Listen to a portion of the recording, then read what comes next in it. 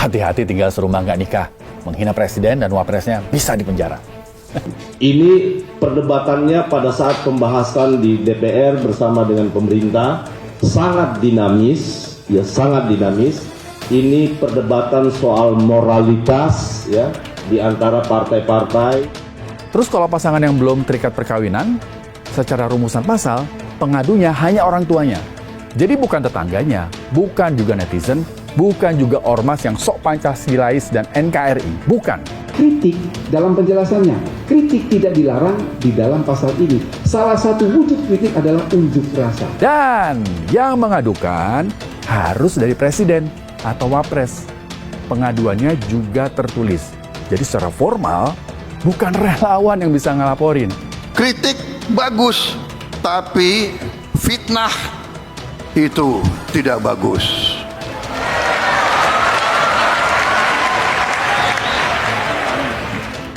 Kalau kritik malah kita harus bersyukur.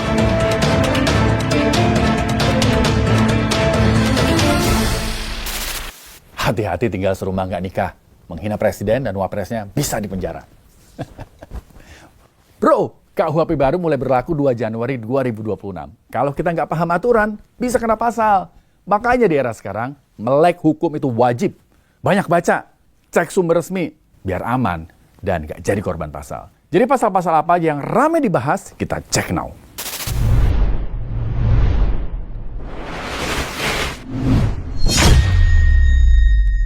Setelah perdebatan panjang bertahun-tahun, pemerintah akhirnya memberlakukan KUHP dan KUHAP baru mulai 2 Januari 2026. Momentum ini di sosial media langsung heboh.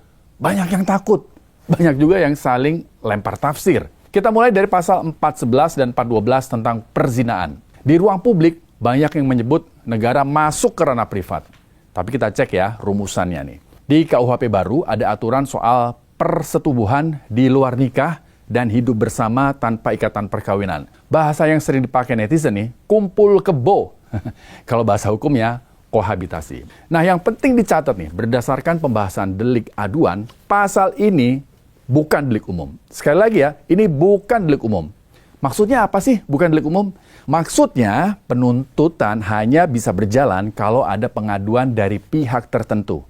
Nah pertanyaannya, siapa saja pihak yang bisa mengadukan? Kalau pasangan yang sudah menikah secara legal, yang bisa mengadu adalah pasangan sahnya, orang tuanya, atau anak kandung yang usianya sudah 16 tahun.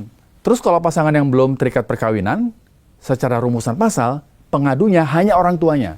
Jadi bukan tetangganya, bukan juga netizen, bukan juga ormas yang sok Pancasilais dan NKRI, bukan.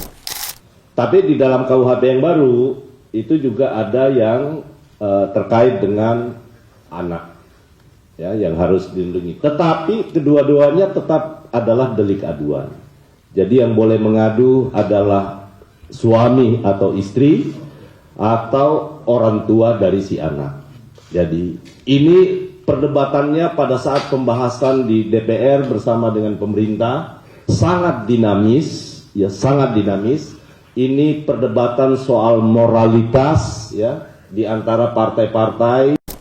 Menurut aturan yang tertulis, pengaduan pun masih bisa dicabut selama sidang belum dimulai. Nah, di sini titik kritisnya. Di Indonesia, itu banyak pasangan yang menikah siri. Secara agama dianggap sah, tapi belum tercatat secara legal di catatan sipil. Berdasarkan status administrasi yang belum terdaftar, mereka ini berpotensi masuk kategori hidup bersama tanpa perkawinan. Ini bukan soal setuju atau nggak setuju, tapi benturan antara teks hukum dengan realitas sosial. Ancaman hukuman dari pasal 411 dan 412 ini 6 bulan sampai 1 tahun penjara atau denda 10 juta rupiah. Pertanyaan berikutnya yang paling banyak ditanyain soal KUHP baru, bener nggak menghina presiden dan wapres bisa dipenjara? Jawabannya, bisa banget bro. Tapi kita baca dulu nih isi aturannya, biar paham batas antara kritik dan pidana. Di pasal 218 ayat 1, setiap orang di muka umum menyerang kehormatan atau harkat dan martabat presiden dan atau wakil presiden, itu bisa dipenjara paling lama 3 tahun atau denda maksimal kategori 4. Kategori 4 itu dendanya 200 juta rupiah.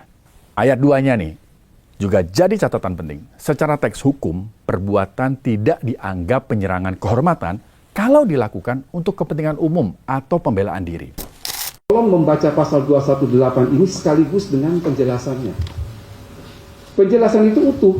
Dikatakan bahwa pasal ini sama sekali tidak dimaksudkan untuk mengekang kebebasan berdemokrasi, kebebasan berekspresi, termasuk di dalamnya tidak melarang kritik.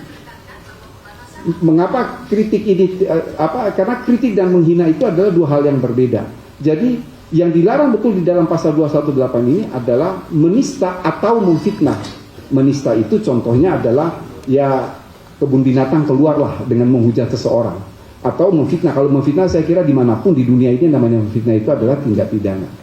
Sehingga pasal itu sudah mengatakan bahwa kritik dalam penjelasannya, kritik tidak dilarang di dalam pasal ini. Salah satu wujud kritik adalah unjuk rasa.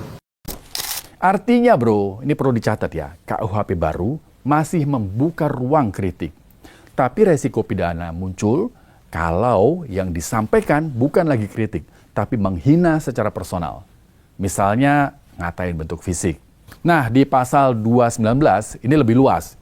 Siapapun yang menyiarkan tulisan, gambar, rekaman, atau menyebarkan melalui teknologi informasi yang berisi penyerangan kehormatan Presiden dan Wapres bisa dipidana 4 tahun dan denda maksimal kategori 4 juga.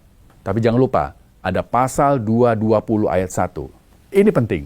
Menurut mekanisme yang tertulis, pasal 218, 219 adalah delik aduan.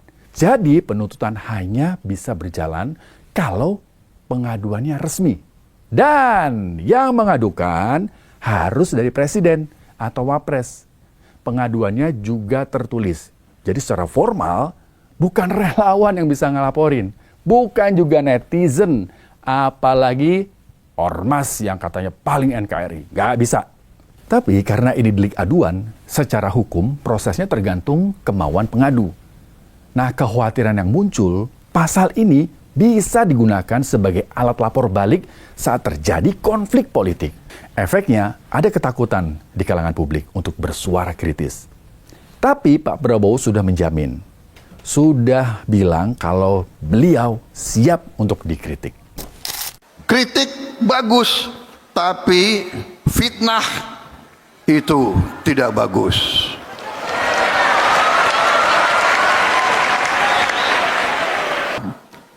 Kalau kritik malah kita harus bersyukur. Kalau saya dikoreksi, saya menganggap bahwa saya dibantu, saya diamankan. Kadang-kadang kita tidak suka dikritik, kita tidak suka dikoreksi, tapi sesungguhnya itu mengamankan.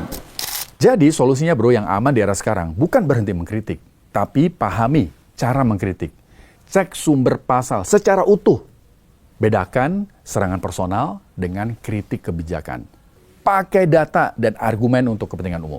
Dengan cara ini, kita tetap bisa menjadi warga negara yang mengontrol kekuasaan tanpa menjadi korban pasal.